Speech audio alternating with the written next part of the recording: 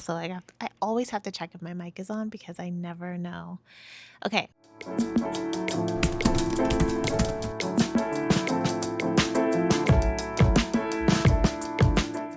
What up, y'all? We back again. Welcome back, friend. It's so good to see you. So good to have you here. And if you're new here, it's nice to meet you. My name is Elisa, and I have a stationery brand called Illustrated Melanin, and I am putting myself out to the world by making a video every day in August. And here's another one. It's an effort to fight past my introvertedness. And grammar police, we have already determined that this is a word, so move on. Let it happen, and we'll be great. Amen and Ashe. If you are a business owner, specifically one that sells products, this video is for you because, and it's for anybody really. You may have started out the way most of us did, and that is markets. If that made you cringe a little, maybe I should have started this with like a trigger warning. I take notes, so I check my notes just to make sure that I stay on track. And like today, I'm so all over the place mentally. So let me just regroup myself. In this video, I'm going to talk about why I no longer participate in markets, what I learned from them, and if I'd ever consider going back. For reference, I live in San Diego, California. There are a plethora of vendor events and markets out here, and I have a stationery brand, and so technically I consider that I would do well at them. I'm going to leave that there. However, I'm from New Jersey, and I don't remember there being anything like this in New Jersey. Not that I was running a business at the time or checking for them, but I don't even remember like seeing them in surrounding towns. We did have Columbus Market, which was like a giant open flea market where businesses could come and set up for, I think they did it maybe like Thursday through Sunday or Friday through Sunday. I can't remember. But yeah, we had Columbus Market, and that's really the only market scene that I remember seeing. So when I found out about vendor events out here and I have my own business, I was like, this is a great way for like visibility, and I can participate and get seen. I just figured it would be a great opportunity. And I'm not going to lie, when I first started, I thought that these events were going to take me to the moon. Like, I just thought that I was going to get seen by the right people and be invited to even more inclusive and exclusive events. And I was going to get seen by like a buyer, and they're going to want all of my cards and journals and things like in their shops. And none of that happened. But I did meet some really amazing people. I learned a lot along the way. And so let's talk about it. So for one, vendor events, market events, artisan markets, whatever you call them, it was a great way to introduce my brand and get eyes on it from people other than my family and my friends. That's one thing. And people on like Instagram who if I'm posting all of the time, they see my posts, but they might not be local to where I am, so they can't do anything about it. And I didn't at the time have an online shop yet because remember, it took me 2 years past when I founded this brand to set up a Shopify website. But I digress. I was able to set up in different spaces, sometimes for free, sometimes for a fee, and I was making decent money outside of like having to pay the market fee, buying inventory. And for the first couple of years, I was able to pretty much supplement my non-existent income because I quit my job. So I didn't have any like consistent W-2 income coming in. It was just commission work, markets. At the time, I was selling journals on Amazon, so any royalties from that. and I can't think of what else I was doing. But yeah, I was able to make it work, basically. I got better at talking about my brand, speaking about my brand, speaking about my products, and explaining why I do what I do. I noticed that a lot of people were very surprised that I was the founder and the illustrator behind all of the work. So that was really cool. I think people assume that someone else is like just working the booth for them. But I found that a lot of, at least the events that I was going to, a lot of the people or the vendors that were there were their business. Like, yeah, so that was interesting from like a customer point of view to always think that the person behind the booth is just an employee, so to speak, as opposed to like the actual founder. But yeah, I was like, I'm here. It's me. I do all of these things. So that was cool. Looking back, my first event setup was so basic. I had no idea what I was doing. My cousin helped me out because I was so nervous. I had a table, a few journals, prints, and I can't remember if I had greeting cards yet. No, I did not. I did not have greeting cards yet. So I got baskets from TJ Maxx or Home Goods, one of those, to place the journals in. I didn't have any branded signage yet, so I just printed out 8.5 by 11 sheet, like a price list, where you can find me on social or my website. No, yes, because I did have a website, just not a Shopify. And put those in like photo album frames that I got from Dollar Tree when everything was still $1, not $1.25. And I hooked my prints to the front of the table with clothespins. I had this janky tablecloth that I got from, I don't even know, maybe Michael's or something. And it was just, oh, and of course a plant. It was just bad. I mean, looking back, it was bad. The day of, I was like, oh, this is fire. I was like, this is so cute. I have this cute little setup. And whatever. People came to the table and asked me questions and bought a few things. And it was a nice introduction to everything. And thank God, thank the heavens that over time my setup dramatically improved. I mean, dramatically improved. I'll put some like images up so that you can see them. But oh my gosh, like I started off so bad, but along the way I learned a lot. So I got a lot of compliments on my setup alone. I had access to a co-working space, and so I used that space to practice my setup. So I'd lug all of my things over there, tables and all, and like just practice a setup and what would work, what placements to do so that like when people are walking by, like it catches their eye. And so when I started having greeting cards, that was like my main attraction, and that would pull people in because they were like, oh my God, what are these? They're so beautiful. Not to toot my own horn, I'm just like saying, like, when you have something eye-catching that people haven't seen before, or think about your color palette and how you place things. Like I had it down to a science, and it worked, and I loved it. And yeah, like if I could just like set up a display, not for a living, but just like to do it, like I enjoyed that part of it all.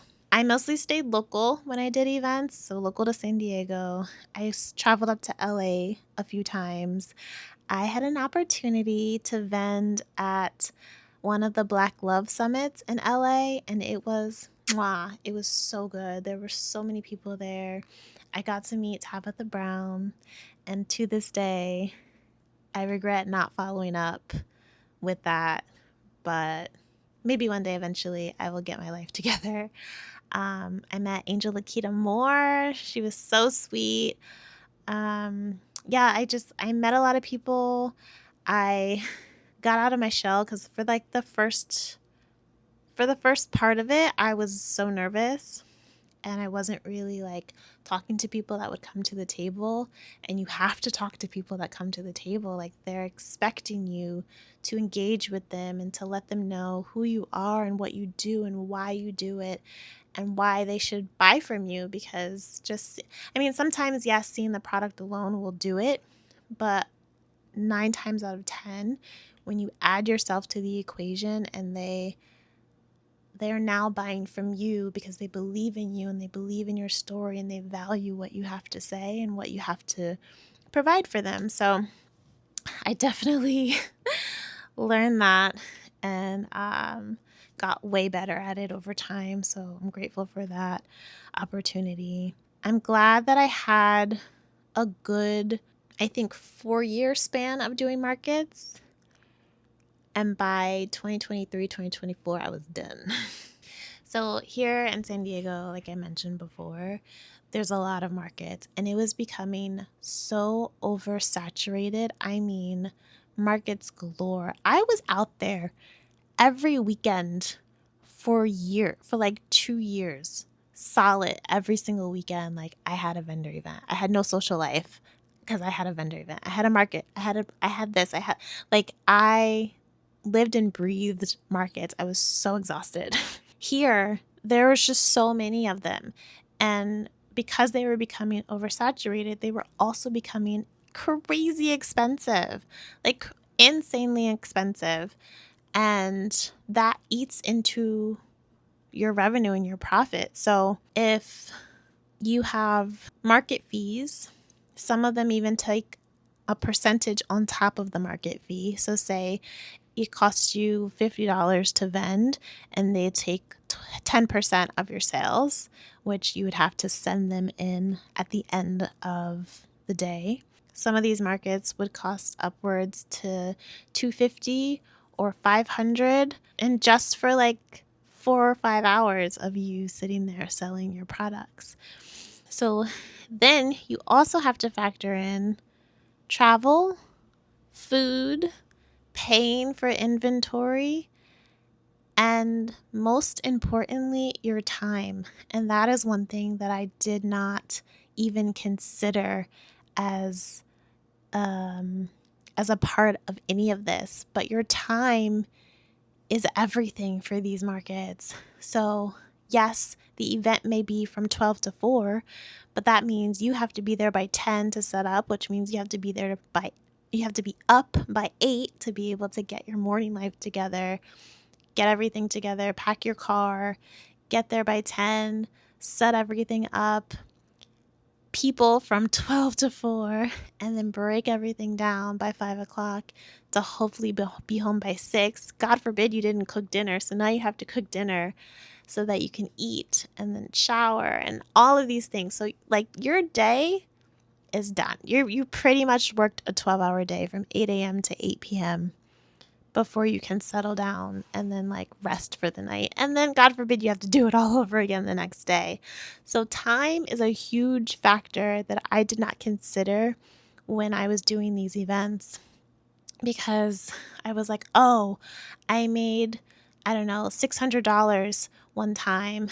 And then once I realized that I had to pay for food and I had to pay for gas and what does that break down when I had to pay myself for the hours that I was there and the hours that I worked in between? Even hours of working on like the illustrations to get the things printed, that you like, all of that is a factor in these events, and they add up quickly.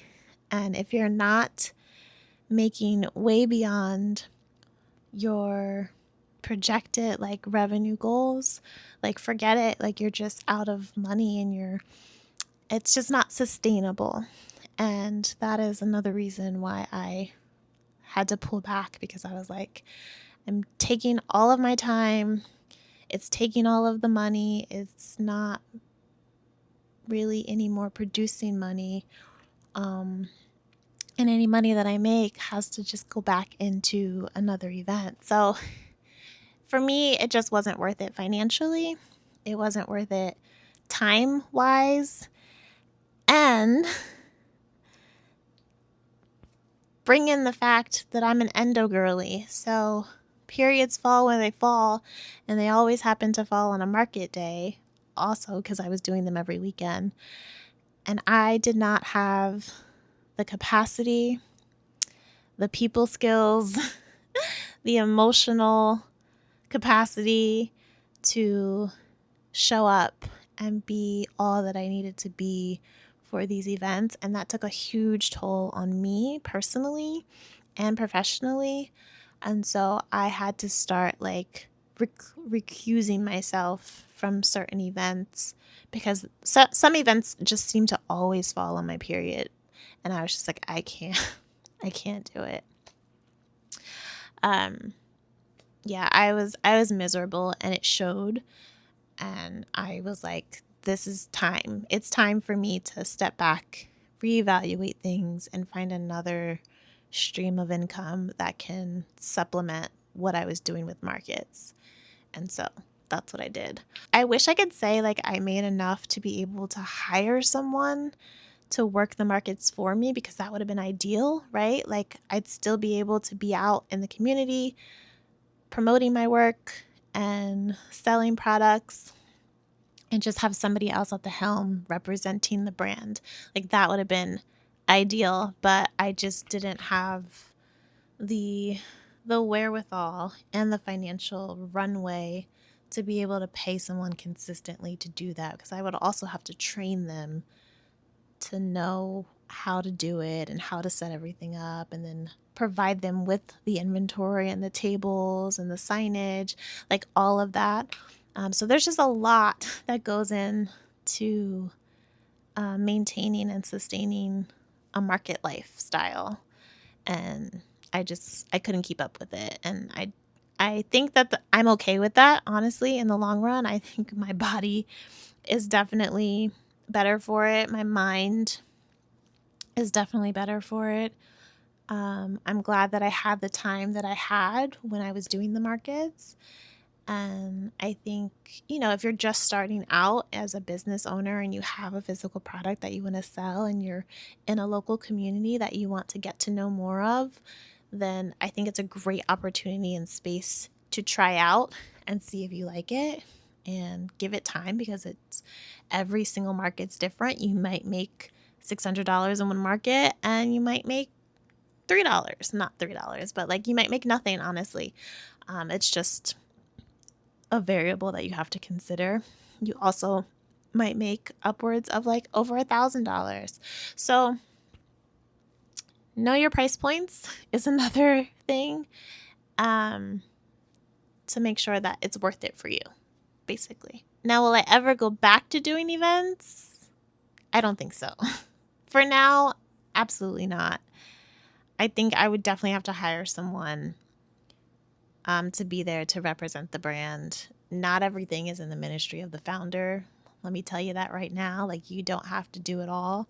Delegation is key to 10xing everything. So I personally would not do markets anymore, unless it's like a super exclusive one where like I know that the ROI is going to be worth it. I'm still learning and growing, y'all. I'm still learning and growing.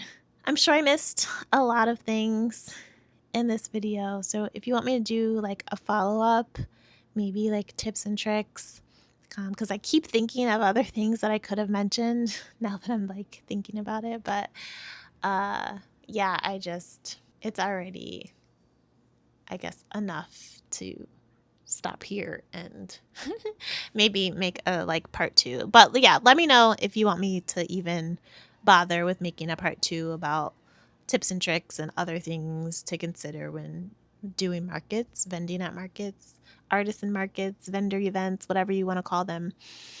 But for now, yeah. All right. Well, thanks for joining me on another video for my 31-day challenge. I've been enjoying these, actually. I think I'm getting like better. I know it's still like early on in the game, but I've enjoyed I guess, looking back on things and recapping things and remembering my why of why I'm doing this. And it gets easier to talk to you and let you know what's happening. So yeah, let me know if you like this video. Give it a thumbs up. Make sure you are subscribed because I told you guys we are besties now. Leave a comment if there was anything that resonated with you, if you had any questions, if you want to see a part 2 of this, if there's any other type of videos you want to see from me this month, let me know down below, and I will see you in the next one. Peace.